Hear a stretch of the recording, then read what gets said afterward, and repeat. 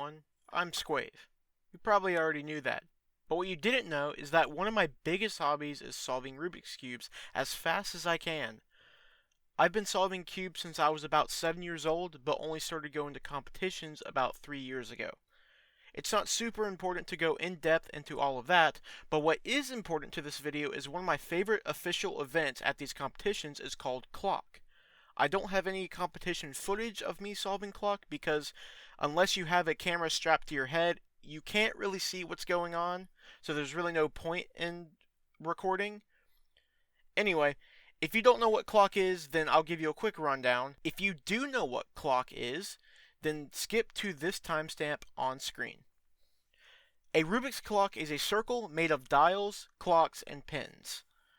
There are 9 clocks on both faces, and there are 4 dials at each corner which turn the clocks on the face. If, for example, you turn the top right dial, it will turn the top right clock. Same goes for the other 3 corners, they will turn their respective clocks. Then there are 4 pins in the center of the clock face. When a pin is pushed up, say the top right pin, if I were to turn the top right dial, because the top right pin is pushed up, instead of just the corner clock turning, the 4 clocks around that pin will turn. If you were to have the top 2 pins pushed up and turn either the top left or the top right dial, then the top 6 clocks will turn. The reason this gets a little bit tricky is when it comes to solving it is because when you are turning the dial on one side with some pins up, it is at the same time turning the clocks on the back as well, but in their own respective manner according to the pins that are pushed up on that side.